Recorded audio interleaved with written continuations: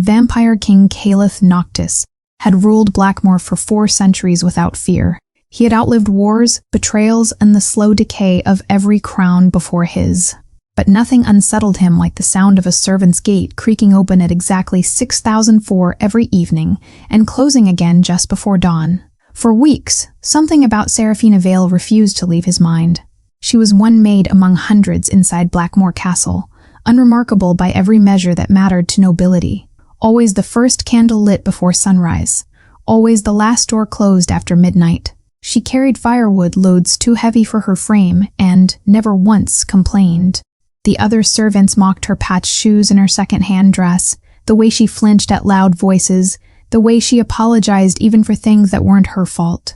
Few of them bothered learning her name. Fewer still noticed that she was the one who left bread in the hungry kitchen boys' pockets or repaired torn uniforms in the dead of night, leaving no trace of who had done it. Caliph noticed. He simply never said anything. He told himself it was nothing. The idle curiosity of an immortal mind that had grown bored of centuries repeating themselves. But then came the afternoon of the vase. It happened near the grand staircase in full view of half the castle staff. A priceless heirloom, older than most of the noble houses that envied it, slipped from a young maid's trembling hands and shattered against the marble floor. The sound cracked through the hall like a verdict. The girl burst into tears before anyone could speak. House steward. Lady Morwen Ashvale descended on her immediately, her voice sharp enough to draw blood. Do you understand what that was worth? You will spend the rest of your life paying for this. The girl could barely breathe. And then, before the accusation could finish landing, Seraphina stepped forward. It was an accident, she said quietly. I was standing nearby. I should have caught it before it fell. She hadn't touched the vase. Everyone in that hall knew it. Caliph knew it. Watching from the staircase above, his hand resting on the banister he hadn't realized he'd gripped. Morwen turned her fury on Seraphina instead, and Seraphina accepted it the way she accepted everything, without argument, without defense, without a single word about what she was owed. She spent the rest of the day on her knees, sweeping porcelain dust from between the floor tiles alone. Caliph told himself again that it meant nothing. People made irrational choices. Guilt was a peculiar disease, and perhaps she simply carried more of it than most. He returned to his chambers, to his ledgers and his war reports, and the slow, cold business of ruling a kingdom that both feared and resented him. But the image of her kneeling in silence followed him through the evening, refusing to dissolve into the 100 other things that should have mattered more. That night, his personal guard arrived with the usual reports: grain shipments, gate logs, the movements of foreign envoys through his territory. Caliph scanned them the way he always did, half attentive, already anticipating sleep. Then one line stopped him entirely. Servant S. Vale. Departs 6004 p.m., returns 12,051 a.m., recurring nightly, past 6 weeks. He read it twice. Every night, he asked, not looking up. The guard shifted uncomfortably. Every night, my lord, through the servant's gate, alone. She never signs a destination, and no one has managed to ask her directly.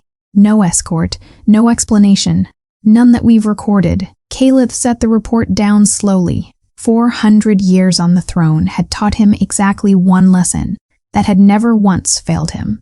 The ones who hide something small are usually hiding something far larger. Spies did not announce themselves. Traitors did not wear their guilt on their sleeves. They smiled. They worked quietly. They made themselves forgettable, and Seraphina Vale had made herself the most forgettable servant in his entire castle. He turned the possibilities over in the dark of his study long after the guard had gone. Perhaps she carried messages beyond the walls, information sold to hunters who had spent a century trying to breach Blackmoor's defenses. Perhaps she met with rebels plotting against a crown that had never shown her a single kindness. And why would it have, given how little he'd ever truly looked at her? Perhaps someone closer to his own court was using her as a courier, knowing no one would ever suspect the girl too meek to defend herself against a false accusation. Every theory fit. None of them explained the vase. By morning, he had made his decision. He would not send soldiers to interrogate her, would not haul her before the court on suspicion alone. If Seraphina Vale was betraying him, he intended to see it with his own eyes, not hear it secondhand. filtered through the fear of guards eager to please their king with whatever answer he wanted.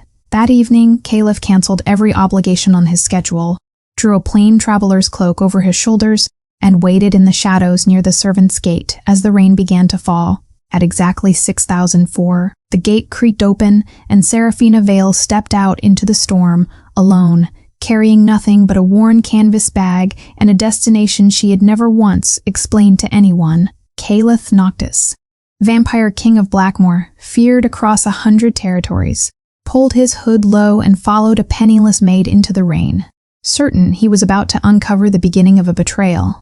He had no idea he was about to witness the only honest thing left in his kingdom.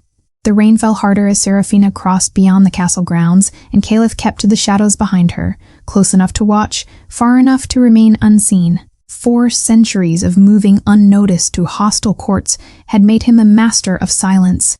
She never once looked back. She walked with purpose, though not urgency. The pace of someone who had made this journey so many times her feet no longer needed her mind's permission.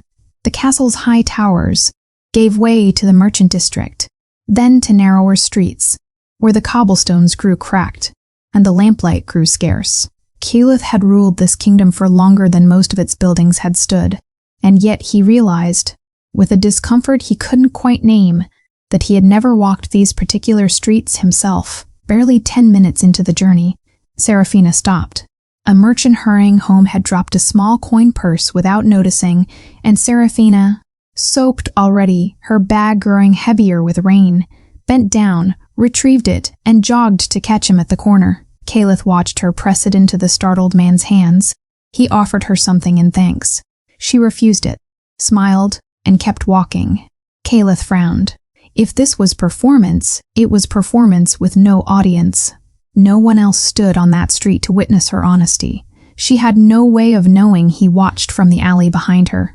A few streets later, an elderly widow struggled beneath the weight of 2 overfilled grocery bags, her steps slow and uneven on the slick stone.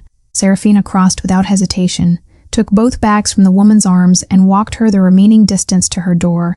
She said something Caliph couldn't hear over the rain. The widow laughed, a real laugh, warm despite the cold, and touched Seraphina's cheek before disappearing inside. Seraphina continued on, alone again, her canvas bag pulled tight against the rain. Caliph found himself recalculating everything he had assumed the night before. Spies did not stop to chase down lost coin purses. Traders did not delay their secret errands to carry an old woman's groceries. Whatever waited at the end of this walk, it was not the conspiracy his instincts had promised him. Nearly an hour after leaving the castle, Seraphina turned down a narrow side street squeezed between a shuttered bakery and a darkened bathhouse. A small wooden sign creaked on rusted hinges above a modest doorway, its painted letters faded by years of weather. Maplewood Cafe. Warm light spilled from behind fogged windows, and even from across the street, Caliph could see the building's age in its sagging shutters and patched roof. She stepped inside without knocking. Caliph crossed the street and positioned himself where he could watch through the gap in the curtains, rain dripping from his hood, patience settling over him the way it always did before a long hunt.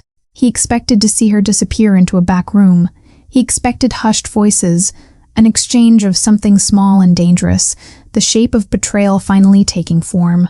Instead, she emerged from a narrow hallway wearing a different apron, plain, patched at the hem, clearly worn thin by years of use, and walked straight to the wash basin without a word to anyone. She began washing dishes. Caliph watched, waiting for the moment the mask would slip. It never came.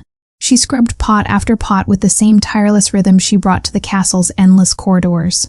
When a tray of soup bowls needed carrying, she carried them, moving between the diner's handful of occupied tables with a gentleness that seemed to soften even the tired faces of strangers eating alone in the rain. An old fisherman thanked her for refilling his cup without being asked. A young mother, rocking a fussing infant with one arm, received an extra roll of bread tucked quietly beside her plate. Payment Seraphina never logged, never mentioned, never seemed to expect credit for. When the last customers finally trickled out into the night, she didn't rest. She scrubbed the floor on her knees, wiped down every table twice, and carried crates of vegetables into a cramped storage room despite the exhaustion visible in the slowness of her movements. Caliph remained in the rain the entire time, unmoving, watching a woman work herself past the point most soldiers would have called for relief. There was no conspiracy in any of it, no hidden ledger, no whispered names, no coded messages passed beneath the counter, only work, relentless, thankless, uncompensated by anything except the quiet satisfaction she seemed to draw from doing it well. Near midnight, an elderly man emerged from the kitchen, silver-haired, weathered, moving with the careful stiffness of age. Caliph watched him open a small wooden box and count coins into his palm, then hold them out to Serafina with visible reluctance, as though the amount embarrassed him. She accepted the coins with both hands and thanked him warmly. Caliph allowed himself, for the first time that night, to believe he finally understood something. Perhaps this was simply how she survived. A second job to cover what the castle's meager servant's wage could not. It was almost a relief to have an explanation that made sense. Then she turned toward a dented metal box resting near the register, and without a word, placed every coin she had just earned inside it. The old man tried to stop her. His hands closed gently over hers, pushing the coins back toward her palm. She only smiled, shook her head, and slid the box back across the counter toward him. For nearly a full minute they argued in hushed voices, too quiet for Caliph to make out, until finally the old man lowered his eyes and accepted defeat, closing the box with the reluctant weight of someone who had lost this same argument many times before. Serafina bowed her head, gathered her canvas bag, and stepped back out into the rain, walking away with empty pockets, exactly as she had arrived. Caliph stood frozen across the street, water running down his collar, unable to move. He had followed her expecting to uncover a lie. Instead, he had watched a woman with almost nothing work herself to exhaustion, then give away every coin she'd earned to people who clearly had more to spare than she did. For the first time in 4 centuries, the vampire king of Blackmoor found himself facing a question he had no answer for. Why would someone with nothing willingly give away everything? Caliph did not start toward the castle. He stood in the rain a long while after Serafina's silhouette disappeared around the corner, the question she'd left behind refusing to loosen its grip on him. Then, before he fully decided to do it, he crossed the street and pushed open the door of Maplewood Cafe. The bell above the frame rang softly into the empty dining room. The elderly man startled at the sound, one hand still resting on the metal box. "We're closed, sir," he said, though not unkindly. "I know." Caliph lowered his hood. Rainwater ran from his cloak onto the worn floorboards. "I won't take much of your time. I only wanted to ask about the young woman who was just here." The old man exchanged a glance with his wife, who had appeared in the kitchen doorway wiping her hands on her apron. Neither of them recognized the face beneath the hood. Why would they, in a diner tucked this far from the castle's shadow? To them, he was simply a traveler, soaked through, curious about nothing more dangerous than a girl who worked too hard. "If this is about Emma, about Serafina," the old woman corrected herself, "she hasn't done anything wrong. Whatever you think you saw, I never said she had." A silence settled between them, wary, but not unkind. Caliph set several coins on the counter, more than the meal he hadn't ordered was worth. "I'd like to pay for her dinner. And yours, if you'll let me." The old man pushed the coins back toward him with the same gentle stubbornness he'd shown Serafina moments earlier. "That's generous, sir, but we've already had more than enough given to us tonight." His eyes drifted almost involuntarily to the metal box. Caliph followed his gaze. "She gives you everything she earns." The old woman's expression softened into something heavier than fondness, closer to grief that had long since settled into acceptance. "We keep telling that child to stop. She never listens." "Why?" The old woman lowered herself into a chair, suddenly looking every one of her years. "Because she believes she owes us something that can never be repaid. Sit, if you like. It's a long story, and she'd be embarrassed to know we're telling it." Caliph sat. The old man, Edmund, his wife called him once without thinking, began slowly, the way people speak of things they've carried a long time. 19 years ago, the plague had swept through Blackmoor's lower quarter faster than any physician could contain it. It didn't care for wealth or blood or crown. It took the poor first, crowded as they were, and it took them in whole families. Serafina's mother had died within a week of the first fever. Her father followed 10 days later, leaving a 6-year-old girl alone in a house that no longer had anyone to warm it. "She wandered these streets for weeks," Clara said. "No family left to take her. No one had food to spare. The plague had frightened half the district into hoarding what little they had. One night, in the dead of winter, she stood outside that window. She nodded toward the fog glass facing the street. Just stood there, watching people eat. She never once knocked, never once asked. Edmund's voice roughened. I saw her before I locked the door that night. Small thing, barely more than bones. I brought her in before she could refuse. She tried to, Clara said. Told us she had no money. We told her that washing a few dishes would more than cover a bowl of soup. She smiled faintly at the memory. She was too small to reach the basin properly. Stood on a crate to do it. The girl had come back the following night. Then the night after. Some evenings there was work to be done. Many evenings there wasn't. And they fed her regardless, never once mentioning the difference. Winter passed into spring, spring into summer, and slowly Serafina found scraps of work elsewhere in the district, carrying, mending, whatever a child too young for proper employment could manage. Eventually, months later, she simply stopped coming. We assumed she'd found her feet, Edmund said. We were glad for her. Didn't expect to see her again. Years passed, Clara continued. Then one evening, the bell rang and there she was. Grown, in a maid's uniform carrying an envelope. Every coin from her first week's wages at the castle. She wanted us to have it. We refused, of course, Edmund said. She cried. Caliph sat very still. She told us, Edmund went on, his voice dropping, when I had nothing, you fed me without asking for anything back. Now that I finally have enough to stand on my own, please let me repay every meal you ever gave me. We explained, kindness isn't a debt to be settled, Clara said softly. But that girl has the strangest heart in Blackmore. She says promises don't disappear simply because everyone else has forgotten them. Caliph looked at the metal box once more. Not wealth, just careful, patient savings, 5 coins here, 10 there. Built slowly by someone who earned almost nothing to begin with. She skips meals, he said quietly. It wasn't a question. Clara's eyes glistened. Some nights, yes, she tells us she's already eaten. We know she's lying. We love her too much to embarrass her by saying so. Caliph rose, thanked them for their honesty, and stepped back out into a rain that had softened to a fine mist.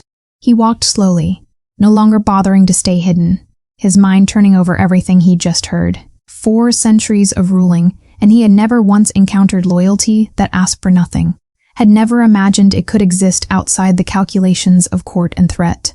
Ahead of him, Serafina walked the long road back toward the castle, her canvas bag flat and empty, except for a single wrapped loaf of bread. Near the edge of the merchant district, a boy no older than 8 huddled beneath a shop awning, arms wrapped around his knees against the cold. Serafina knelt beside him without hesitation, pressed the bread into his hands, and said something that made the boy's face brighten before she rose and continued on, her bag now carrying nothing at all. She reached the servants' gate as the castle bells tolled midnight and slipped inside with empty hands, an empty bag, and a stomach that had gone without dinner, exactly as she had every night for longer than anyone in that castle had ever bothered to notice.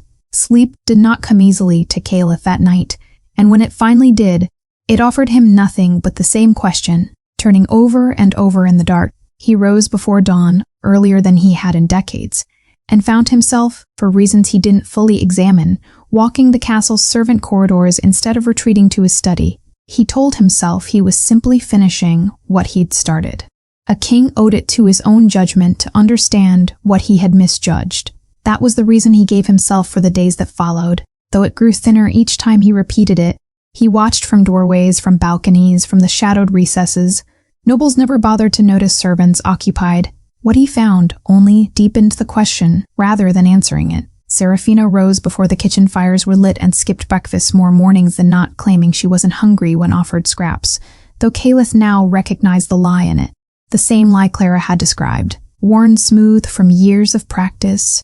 He watched her slip into the servants' quarters late at night with a needle and thread, mending torn hems and split seams left by exhausted workers, too tired to fix their own uniforms, leaving each garment folded neatly outside its owner's door before anyone woke to see who'd done it. When a stable boy fell ill with fever, Caliph found a small bundle of medicine, bitter root and willow bark, the kind sold cheap in the lower district, tucked beside the boy's cot with no note attached. When he asked the boy who had left it, the child only shrugged.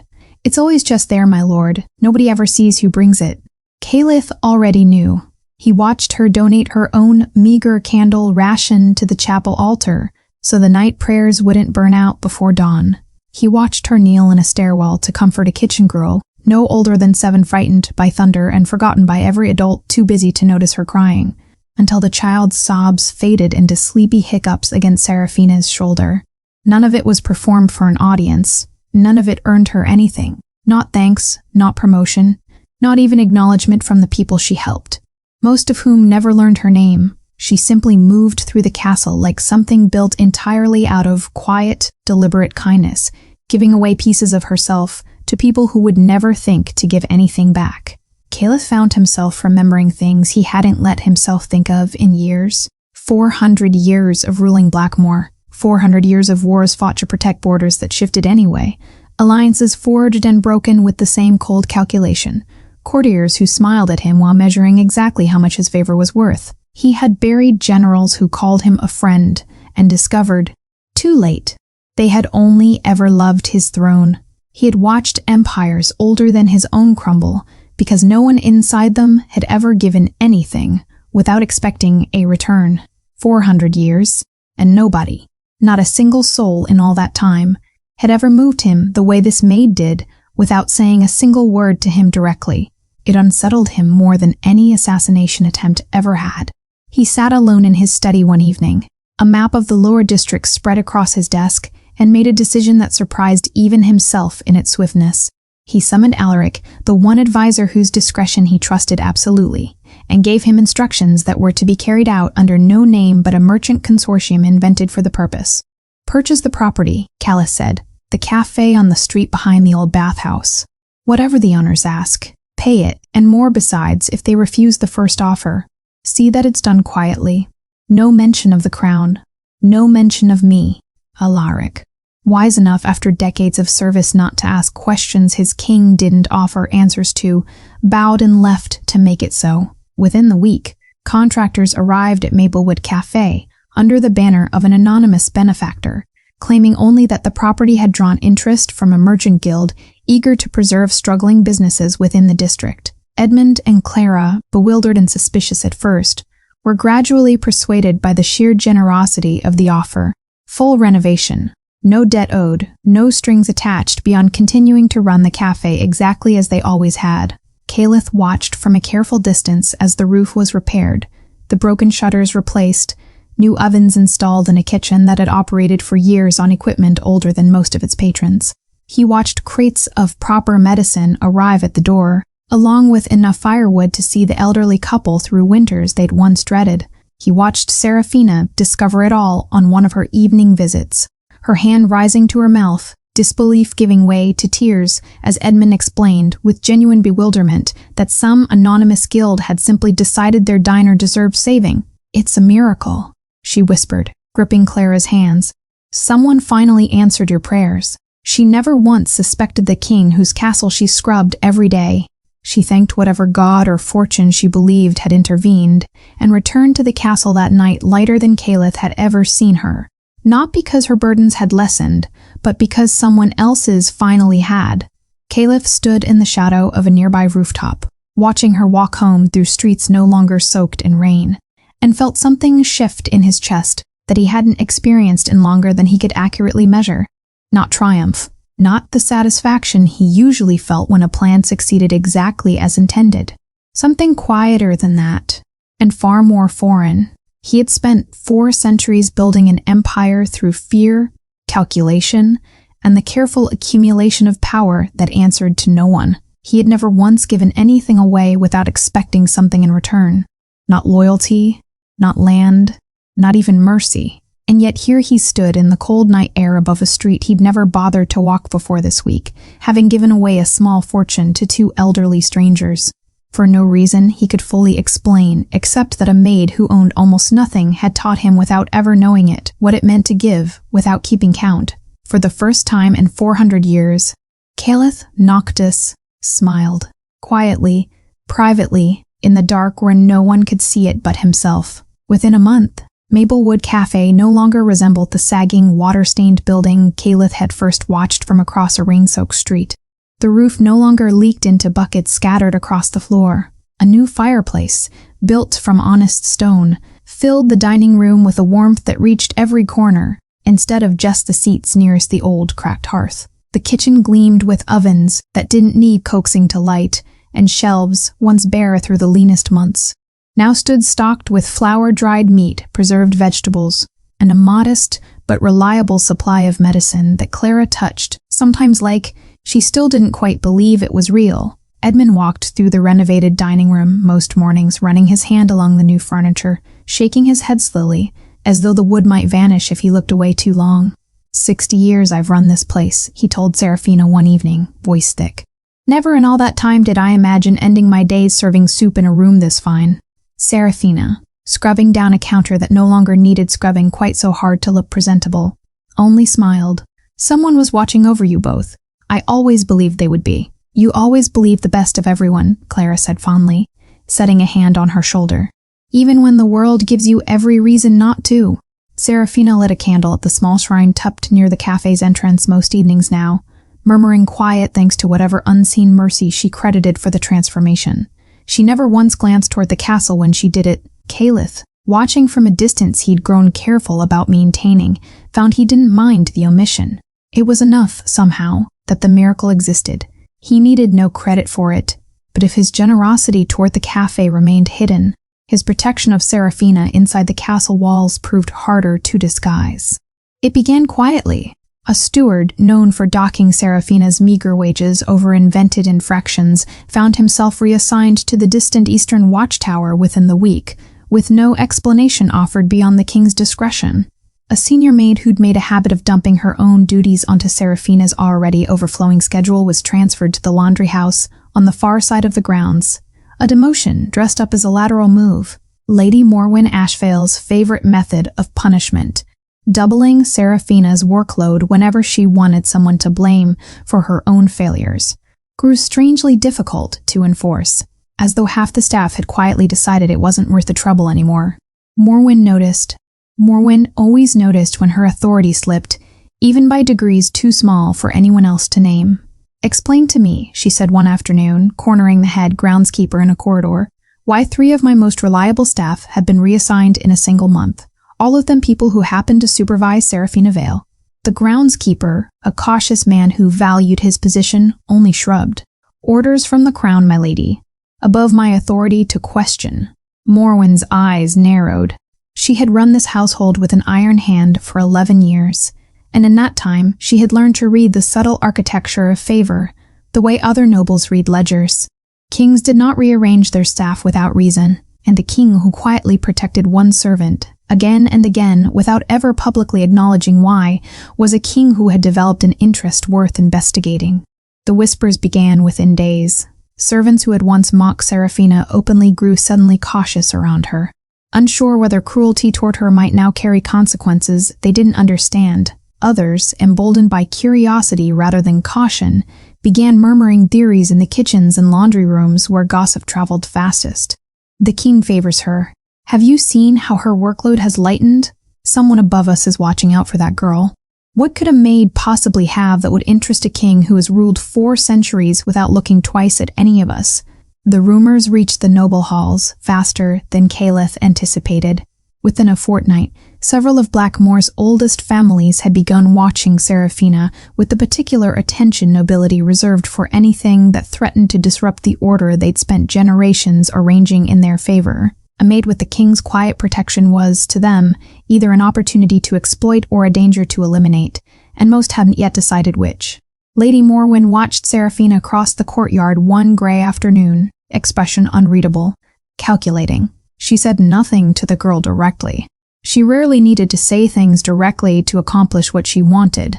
Caliph, for his part, remained unaware of how far the whispers had spread, too preoccupied with the growing, unfamiliar warmth of watching 2 elderly strangers finally live without fear of the coming winter, to notice the storm quietly gathering inside his own court. He told himself the reassignments were minor corrections, small acts of fairness owed to any servant treated as unjustly as Seraphina had been.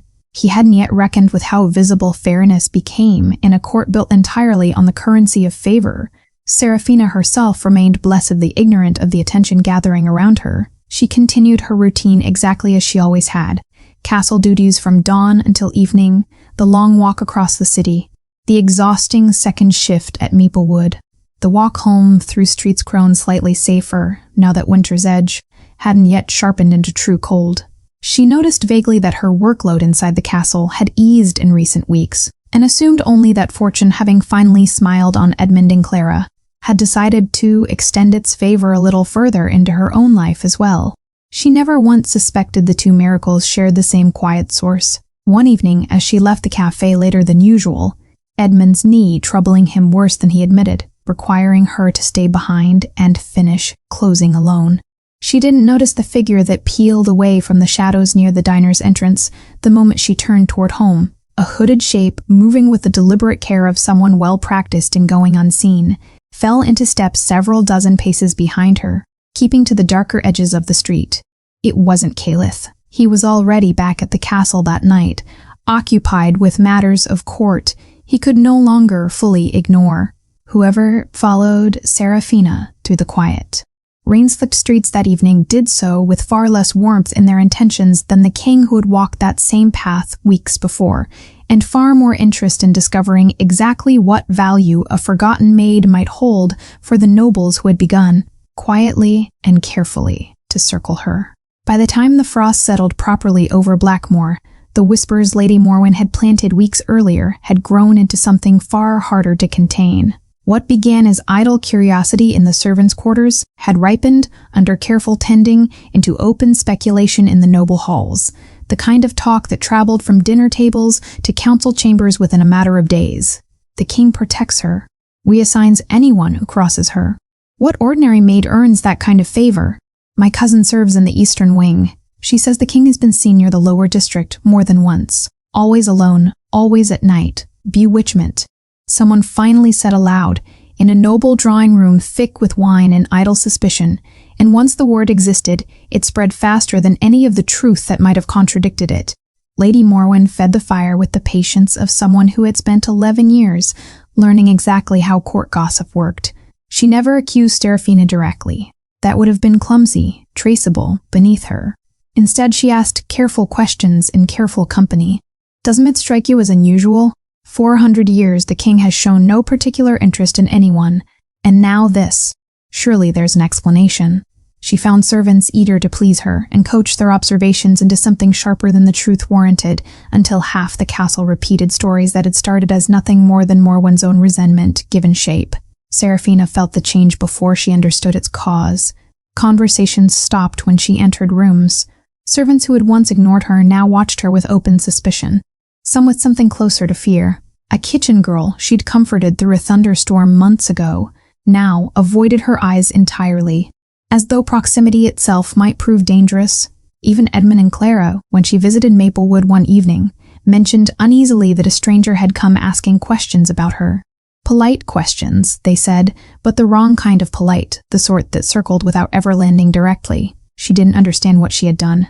She only understood that people were suffering because of her presence, however unwittingly, and that realization settled into her chest like a stone she couldn't set down. She thought of the stable boy whose family had been questioned about their loyalty to the crown, simply for having once accepted medicine she'd left at his bedside. She thought of the young maid Morwen had reassigned to the coldest post in the castle, punished by association for having once been Serafina's friend. She thought of Edmund's trembling hands as he described the stranger's visit, the fear he tried and failed to hide behind his usual gentleness. Every kindness she had ever offered now seemed to cast a shadow over someone else's safety. She'd spent her whole life believing that giving quietly, expecting nothing, could never cause harm.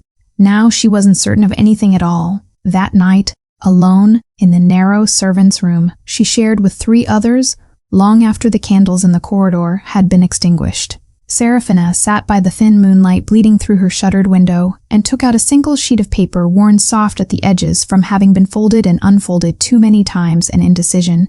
She began to write. She wrote slowly, each word considered, because she wanted no misunderstanding in what she left behind. She thanked the castle for the roof it had given her when she had none. She thanked whoever might read it for the chance to work, however hard the work had been, however little it had been valued by most who oversaw it. She did not name Lady Morwen. She did not mention the rumors, the whispered accusations, the fear she had seen settle over people who had never done anything to deserve suspicion by association with her. She only wrote that she believed, with everything in her, that leaving quietly was the kindest thing left for her to give. She resolved to finish one final task before she went, to ensure, through whatever means she could arrange, that Edmund and Clara would never again face a stranger's questions, or Noble's suspicion, on her account.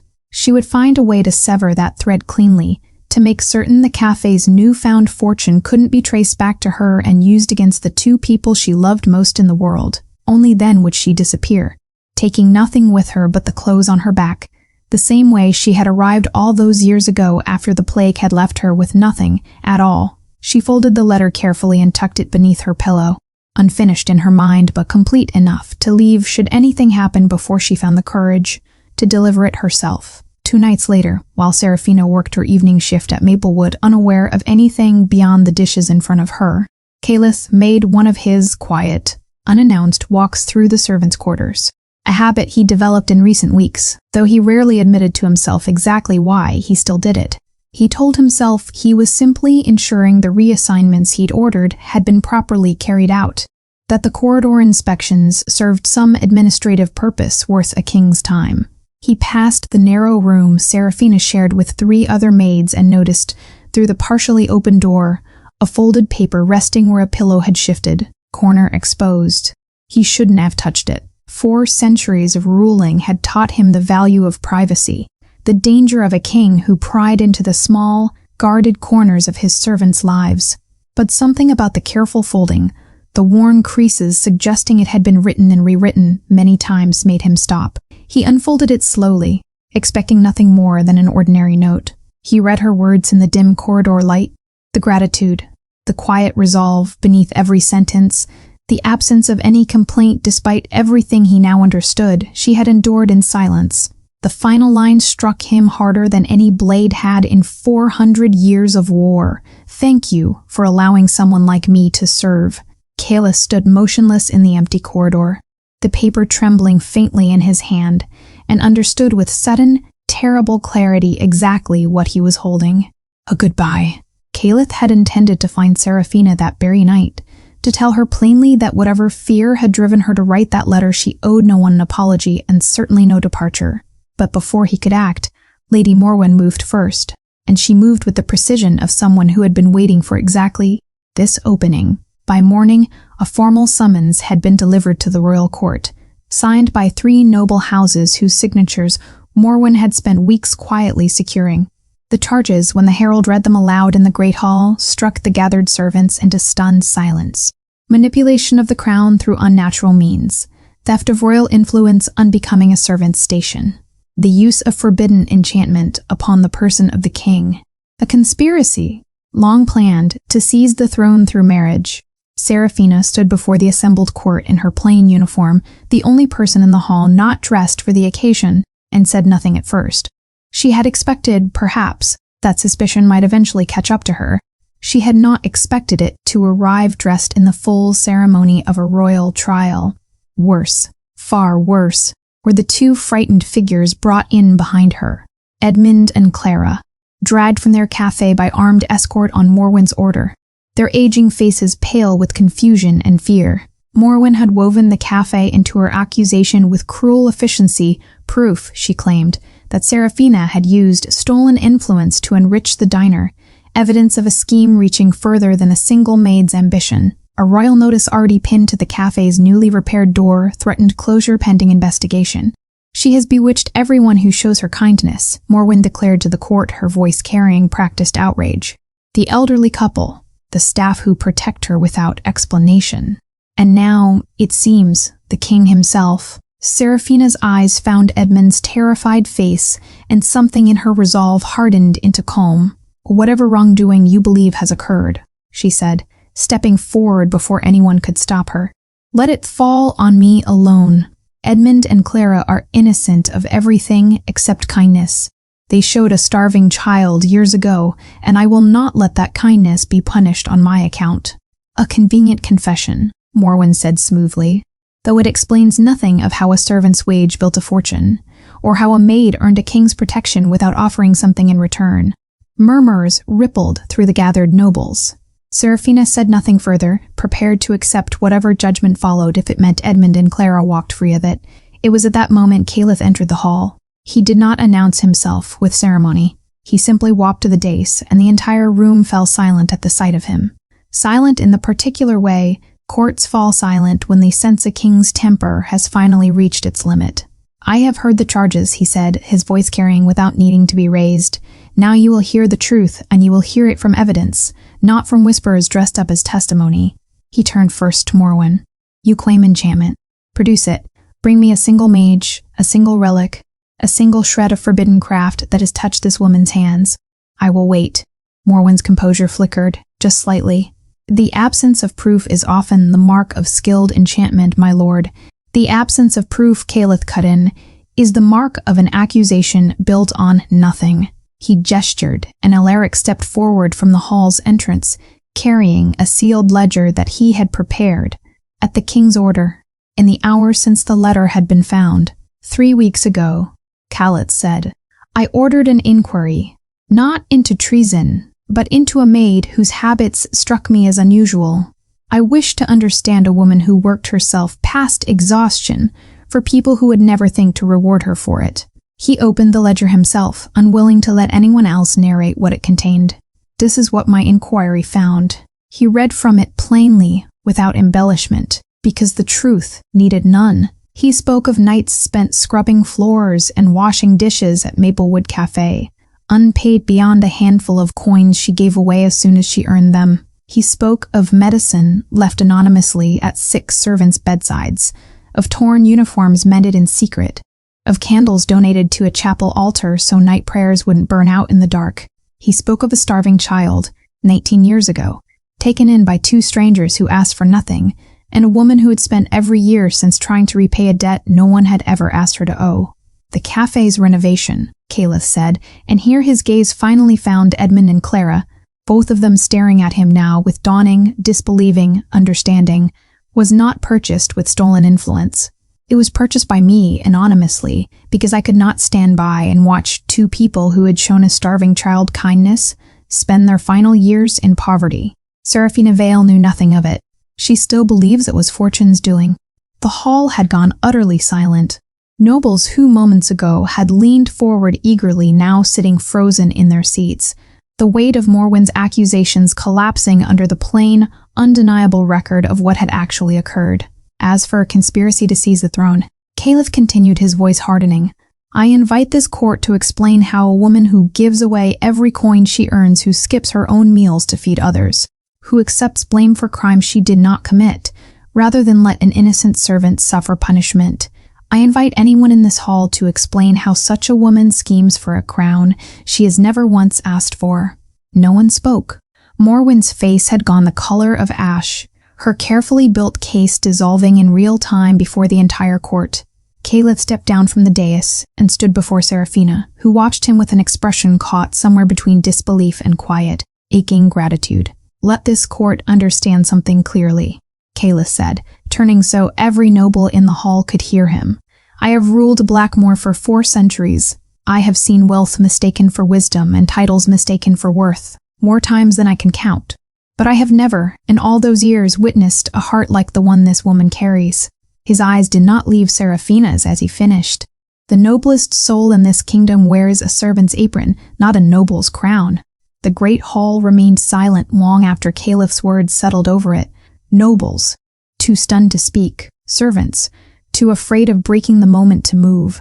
Lady Morwen was quietly escorted from the chamber, her titles and influence already being stripped by whispered order. Though no one in that room spared her a second thought, every eye remained fixed on the king and the maid standing before him. Caliph turned to Edmund and Clara first, both still trembling from the ordeal. "You are free to return home. The notice on your door will be removed within the hour, and no one will trouble you or your cafe again. Not while I hold this throne." Edmund could only nod, overwhelmed past speech, while Clara pressed a shaking hand to her mouth and wept openly with relief. Then Caliph turned back to Seraphina. "Walk with me," he said quietly, and led her from the hall center toward a quieter alcove near the tall windows, where the murmuring court could still see them but not overhear. The nobles did not disperse. No one dared leave before learning how this would end. For a long moment, Caliph said nothing at all. 4 centuries of composure, of measured words chosen for their political weight, seemed to abandon him entirely. "I followed you," he finally said, "on a rainy night, weeks ago. I want you to hear that from me, plainly, before anything else is said between us." Seraphina's breath caught. "My lord, I believed you were betraying me." His voice was low, unguarded in a way she had never heard from him. "I believed a maid who vanished every night without explanation could only be hiding treason. I followed you through the rain, expecting to uncover a conspiracy against my throne." He paused. "Instead, I found the purest heart I have ever known. In 400 years of searching for one and never realizing I hadn't yet found it." Seraphina's composure, which had held through accusation, through fear for Edmund and Clara, through a trial that could have ended in her execution, finally broke.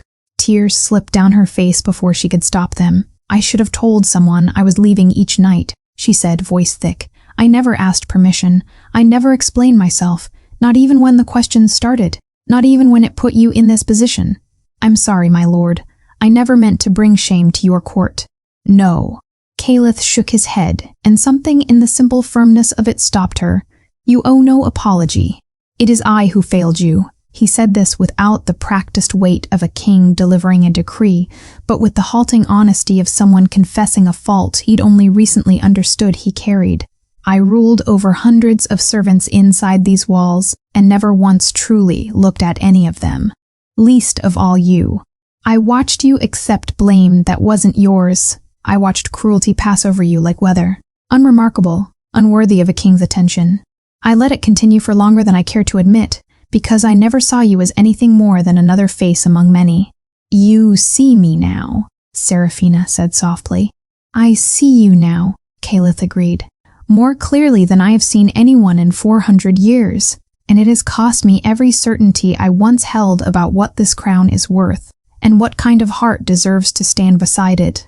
He glanced toward the hushed court, toward the hundreds of eyes watching the exchange with breathless anticipation, and made a decision that required no further deliberation, one that had, in truth, been forming since the night he'd watched her give away every coin she owned to 2 strangers who needed it more. He knelt. A murmur swept through the hall, sharp with disbelief. No one present had ever seen Caliph Noctis kneel for anything. Not for treaties, not for petitioning lords, not for the ancient rites of his own coronation 4 centuries past. He knelt now before a maid in a patched uniform, and from beneath his cloak he drew a ring unlike any the court had seen outside of legend, the blood crown ring ancient beyond memory, said to have been forged in the earliest days of Blackmoor's founding and worn by no one since the last true union of vampire and human blood generations ago. He placed it gently into Seraphina's trembling hands. "I am not asking you to accept a crown because I command it," Caliph said, his voice steady despite the enormity of what he offered. "I have commanded enough in my life to know that command alone is worth nothing. I am asking because this kingdom, every soul within it, human and vampire alike, deserves to be ruled by the same heart that gives without counting the cost, that serves without expecting recognition, that chooses kindness even when kindness is never returned." He looked up at her, and for the first time in 4 centuries, something like uncertainty crossed his face. "Will you rule beside me, Seraphina Vale? Not because I command it, but because my kingdom deserves your heart?" The hall held its breath. Seraphina looked down at the ring in her hands, heavier than she expected, warm somehow, as though it had been waiting a very long time for the right hands to hold it. She looked at the man kneeling before her, the immortal king who had once terrified an entire kingdom into obedience, now offering her nothing but honesty and a request she had never once imagined receiving. "Yes," she whispered, and then, steadier, so the whole hall could hear it, "Yes, I will." The great hall erupted, not in the measured applause of courtly obligation, but in something rawer and more genuine, servants weeping openly alongside nobles who had watched their entire understanding of the crown rearrange itself in a single afternoon. Edmund and Clara embraced each other near the doorway, disbelief melting into joy. Somewhere near the back of the hall, a kitchen girl who had once cried through a thunderstorm in Seraphina's arms cheered loudly enough to be heard over everyone else. For the first time in Blackmore's long, blood-soaked history, humans and vampires stood together beneath the same roof, not as rulers, and ruled not as predator and prey, but as a single kingdom celebrating the same quiet truth Kalis had discovered weeks ago in the rain outside a small, struggling cafe. The greatest crown Blackmore had ever known had been worn all along by a girl who never once thought to ask for one. Months had passed since the great hall had fallen silent around a kneeling king, and Blackmore had become a kingdom. Neither its oldest nobles nor its youngest servants fully recognized anymore. The change had not come through decree or ceremony, though plenty of both had followed the coronation. It had come slowly, the way real change always did. One shared table at a time, one small kindness spreading outward until it had quietly rewritten the rules an entire kingdom had lived by for centuries. Humans and vampires dined together now in halls that had once been segregated by unspoken custom. The lower district, once avoided by anyone of noble blood, had become a place where carriages from the castle stopped as often as merchant carts, drawn by a queen who had never stopped believing that a kingdom's health could be measured by how well it cared for its poorest corners.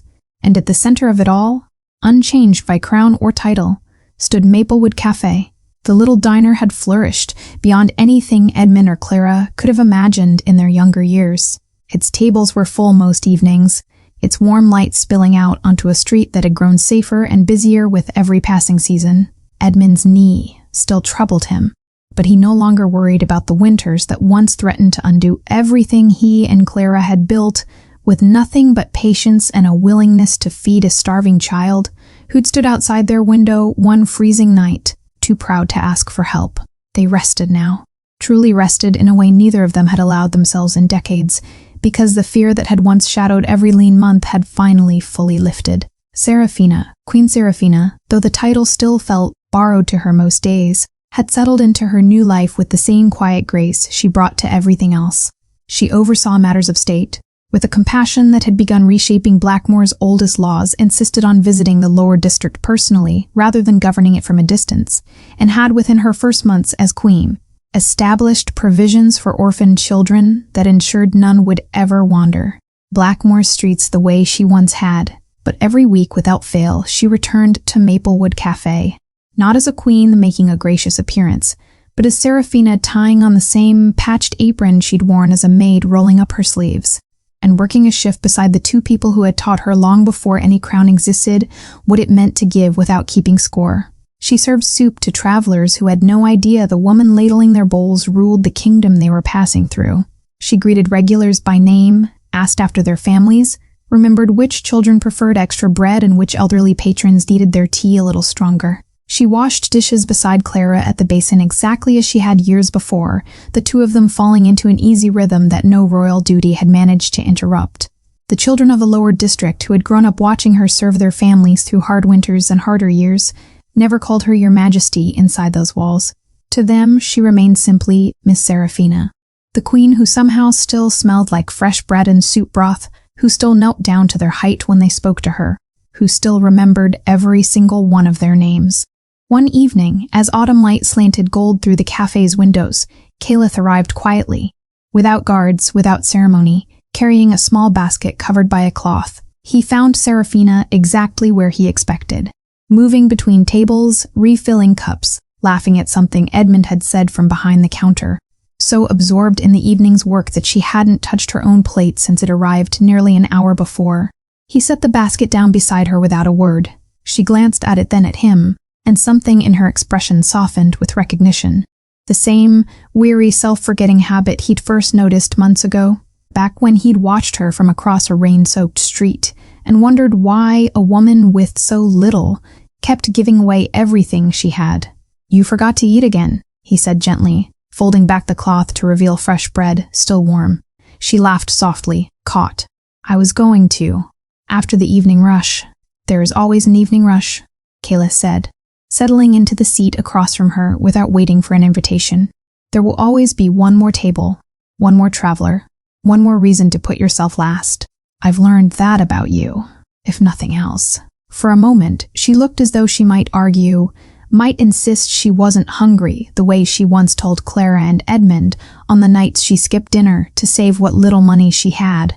But something had changed since those years, not in her heart, which remained exactly as generous as it had always been, but in the quiet certainty that she no longer had to hide her own hunger from anyone, least of all him. She smiled instead, and sat and ate beside him. The king who had once ruled Blackmoor through 4 centuries of fear now sat in a modest cafe, built for 2 elderly strangers and a promise that never expired, sharing bread with the woman who had taught him more about ruling well in a few months than 400 years of conquest ever had. As sunset bathed the cafe in warm golden light, Caliph watched Serafina laugh with Edmund and Clara watch the room fill with travelers, humans and vampires seated together at the same worn tables, sharing the same simple meal without a trace of the old suspicion that had once divided them. He thought of every battle he had won in his long life, every treaty signed, every border secured through strength alone. None of it, he understood now, had ever accomplished what one humble maid had built, through nothing more than quiet, unwitnessed kindness. The blood crown ring caught the last of the evening light on her hand as she reached across the table to steal a piece of bread from his basket, laughing at Edmund's protests that she'd already eaten enough for 2. But Kayla knew, watching her, that the true crown she wore had nothing to do with ancient rings or royal titles. It was the same crown she had always worn, long before any of them knew her name. A heart that never stopped giving, in a cafe where everything, for both of them, had finally begun.